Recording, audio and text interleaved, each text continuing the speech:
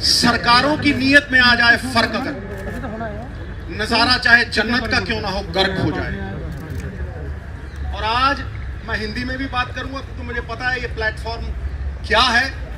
मैं जानता हूं कि गूंगी बहरी सरकार तक अगर आवाज पहुंचानी हो तो धमाका जरूरी है।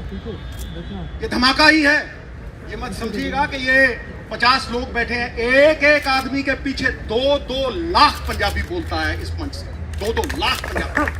और अगर कोई एमपी बैठा है तो 15 लाख लोग उसके पीछे बोलते हैं। तो ये हीरे हैं, ये पंजाब के चुने हुए नुमाइंदे। मैंने बात नीयत की है, नीयत की। नीयत साहब नीति में दिखती है, और नीति सिर्फ 2 पूंजीपतियों के लिए बनाई गई है मोदी सरकार। आप अगर ये सोचते हो कि ये कानून सरकार किसानों के हक में बना रही है तो बहुत बड़ी गलतफहमी है। ये सिर्फ 2 पूंजीपतियों के हक में उन्हें रिमोट कंट्रोल देने के लिए कानून बनाए गए हैं। और मैं आज डंके की चोट पे ये कहता हूं, छाती ठोक के ये कहता हूं कि हम मरते मर जाएंगे लेकिन अंबानी और अडानी को पंजाब में पैर नहीं धरने देंगे।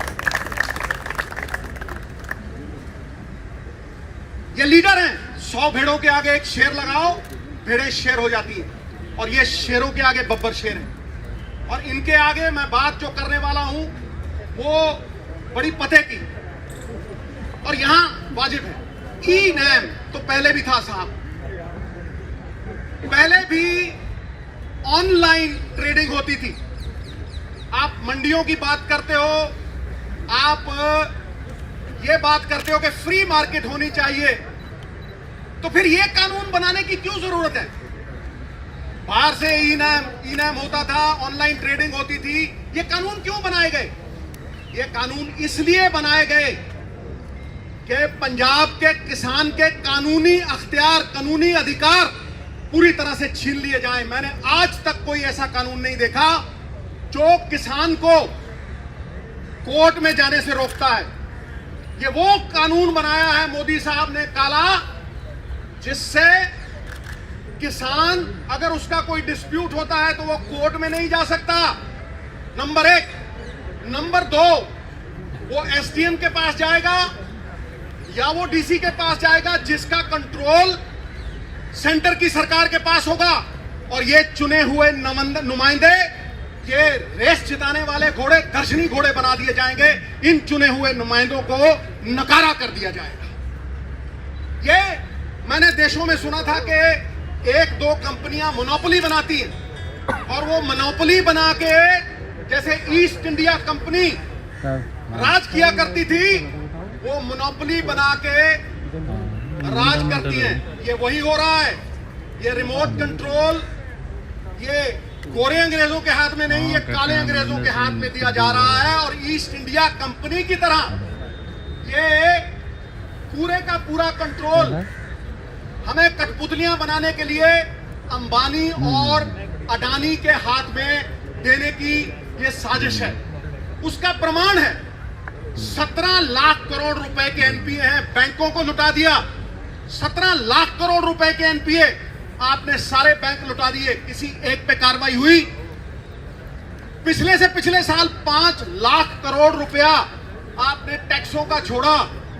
इन बड़े बड़े कॉर्पोरेट्स को वो जब पैसे छोड़ते हो टैक्सों के 5-5 लाख करोड़ रुपए, तो आप कहते हो इंसेंटिव, और गरीब किसान को अगर 4 पैसे देते हो तो उसको कहते हो सब्सिडी। वाह वाह, 17 लाख करोड़ के एनपीए। पूछिए मोदी सरकार से क्या जवाबदेही बनाया है किसी को? 5 लाख करोड़ रुपए के रेवेन्यूज फोरगॉन बजट में आते हैं। ये तिवारी साहब बैठे हैं, एमपी साहबान बैठे हैं, रेवेन्यूज फोरगॉन। वो रेवेन्यूज फोरगॉन आप छोड़ते हो, वो इंसेंटिव। और किसान की जो बनी बनाई इनकम थी, किसान क्यों डरा हुआ है? किसान इसलिए डरा हुआ है कि उसकी लागत बढ़ रही है, उसके खर्चे बढ़ रहे हैं, पेस्टिसाइड के ऊपर खर्चे बढ़ रहे हैं, पेट्रोल की कीमत बढ़ रही है। लेकिन जो उसकी अशोर्ड इनकम थी, आज मोदी सरकार वो अशोर्ड इनकम को छीन रही है। पॉइंट नंबर 2, ये पहला था। Point number 2, this is an attack on the federal structure of India. ये हमारे संघीय ढांचे के ऊपर एक अटैक है। It impinges and impedes on the spirit of the constitution. ये कॉन्स्टिट्यूशन की स्पिरिट पे, हमारी आत्मा पे ये आघात है। हर स्टेट के अलग अलग मसले हैं, हर एक स्टेट के अलग अलग मसले हैं साहब। इसीलिए उन अलग अलग मसलों को सुलझाने के लिए वहां की सरकारों का चयन होता है। ये कहां का इंसाफ है कि एक चीफ मिनिस्टर और उसके सारे चुने हुए नुमाइंदे, ऑपोजिशन वगैरह सारी इकट्ठी, तुम एक स्टेट के चुने हुए नुमाइंदों की आवाज को दबा रहे हो और उसके 70% किसान उनकी आवाज को दबा रहे हो। It is an attack on our federal structure. Federal structure पे ये जो अटैक है, इसके बारे में मैं पूरी तरह से पुरजोर विरोध करता हूं। और प्रियम्बल में एक वर्ड आता है फ्रेटर्निटी। फ्रेटर्निटी का क्या मतलब? फ्रेटर्निटी का मतलब है कि हम आपसी भाईचारे में बंधे हुए हैं, हम पारिवारिक साझ में बंधे हुए हैं, और वो यूनिटी इन डाइवर्सिटी। हमारी भाषाएं अलग हैं, हमारा कल्चर अलग है, लेकिन फिर भी हम एक हैं। तो जब हम अपने स्टेट की बात बुलंद कर रहे हैं या किसी इंडिविजुअल किसान की बात बुलंद कर रहे हैं, हम किसान के साथ साथ हम संविधान के पक्ष में लड़ाई लड़ रहे हैं। हम आज संविधान के पक्ष में खड़े हैं, अपने फेडरल स्ट्रक्चर के पक्ष में खड़े हैं। एकता तो जेल की भी होती है, लेकिन साहब ये जेल की एकता नहीं है, ये आपसी भाईचारे की, हिंदुस्तान की एकता है। ये यूनिटी इन डाइवर्सिटी है और वो संजीदगी से लेने वाली बात है। जो लोग, और मैं प्राइम मिनिस्टर साहब को कह रहा हूं, जो लोग वन नेशन वन मार्केट की बात करते हैं, वो पंजाब के चुने हुए नुमाइंदों की और एक चीफ मिनिस्टर की आवाज को दबा रहे हैं और कुचल रहे हैं। ये हम कभी बर्दाश्त नहीं।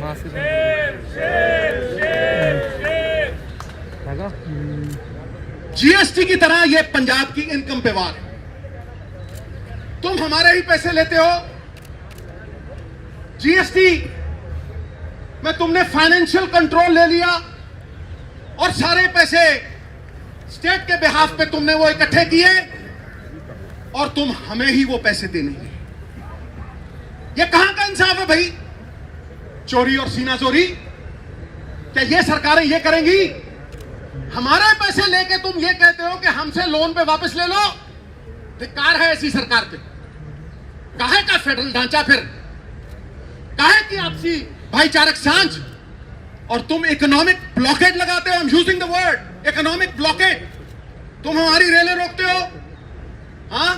तुम सामान नहीं पहुंचने दोगे, तुम थ्रेटन करते हो हमें। एक तो तुम हमारे किसान की, और ये किसानी is a way of life in Punjab. ये जीवन जीने का एक तरीका है, ये हमारी पगड़ी है। तुम हमारी पगड़ी को हाथ डालो तो वो हाथ तोड़ के डालो। हमारी पगड़ी को हाथ डालोगे वो हमें मंजूर नहीं है। और मैं आज भी ये कहता हूं कि तुमने हमें सवेरे भी रोकने की कोशिश की।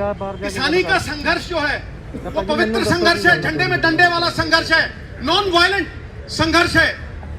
तुम उस संघर्ष को बाहरी ताकतों के साथ जोड़ोगे तो तुम किसान का निरादर कर रहोगे, उसका अपमान करोगे, वो हम सहन नहीं करेंगे। अगली बात मैं कर रहा हूं, पहले आपने जीएसटी छीन लिया हमारी मंडियों से। 5,000 करोड़ रुपया, सीएम साहब बैठे हैं, बाकी लोग बैठे हैं, 5,000 करोड़, पिछले साल 4,000 करोड़, इस साल 5,000 करोड़ बाप दादाओं ने, हमारी पुश्तों ने, 4 पीढ़ियों ने मिलके वो इंफ्रास्ट्रक्चर खड़ा किया है। मैं पूछता हूं नरेंद्र मोदी जी से कि मोदी साहब, जहां आपने ये मंडियां नहीं है, जहां आपने ये पहले लागू किया, मुझे ये बताएं कि वहां का किसान, उसकी क्या हालत है? वो लेबर कर रहा है, वो लेबर कर रहा है। देखिए आप, मैं स्टेटों का नाम नहीं लेना चाहता क्योंकि वो भी सब में हमारी पगड़ी है, हम जानते हैं, लेकिन तुम हमारे किसानों को लेबर करवाओगे, इस पगड़ी को हम पैरों में नहीं लड़ने देंगे। और ये संघर्ष हमारा कहना बनेगा, मन्नू साडी दातरी असी मन्नू दे सोए, जो जो मन्नू वटदा असी धूण सवल्ले होए, असी धूण सवल्ले। चूने की छत के ऊपर जितने थप्पड़ मारोगे वो उतनी ही सख्त, उतनी ही तगड़ी होती जाएगी। ईंट को आग में डालोगे, सोने को आग में डालोगे, वो पक जाएगा और भी चमकेगा। मैं अगला पॉइंट जो है वो ये कह रहा हूं कि पहले आपने जीएसटी छीना, फिर आप हमारी मंडियों पे आ गए। 28,000 आड़तियां रजिस्टर्ड, 5 लाख मजदूर जो मंडियों में काम करता है, हमारे बाप दादाओं का बना हुआ इंफ्रास्ट्रक्चर, तुम उसे बर्बाद करने के ऊपर तुले हो। और जहां तुमने ये फ्री मार्केट लगाई है वहां किसान लेबर कर रहा है। उसके बाद मैं अगली बात करता हूं, क्या यह अकेले पंजाब की बात है? क्या ये अकेले सिर्फ चीफ मिनिस्टर की बात है या इन एमएलओ की बात है? नहीं, ये हर हिंदुस्तानी की बात है, क्योंकि फूड इन्फ्लेशन आएगी, भुखमरी आएगी। मैं कह रहा हूं आज, कैसे कह रहा हूं? क्योंकि आपने इस कानून में अंबानी और अडानी साहब जैसे लोगों को होर्डिंग को लेजिटिमाइज कर दिया। आपने उसमें लिख के दिया कि आप ये अनाज अपने गोदामों में रखिए, 50 गुना और 100 गुना बेचिए, 50 गुना और 100 गुना बेचिए। भुखमरी का कारण क्या है? मैं डंके की चोट पे कहता हूं, कोई डिबेट कर ले मेरे साथ, कोई।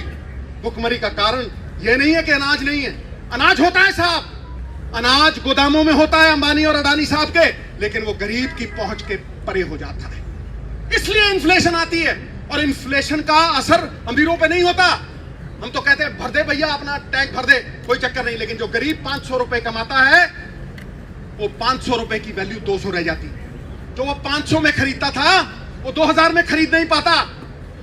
तुम्हारी जीएसटी ने व्यापारी मारा, और आज ये काले कानून किसानों को मार रहे हैं, हमारी पहचान को मिटा रहे हैं। बाबा नानक ने दी थी ये हमें पहचान, मरते हुए मर जाएंगे, इस पहचान को नहीं मिटने देंगे। नाम ही खो दोगे तो किधर जाएंगे, और पहचान खो देंगे सिद्धू तो बिखर जाएंगे, नहीं बिखरने देंगे। और आखिरी पॉइंट जो मैं कहना चाहता हूं वो ये है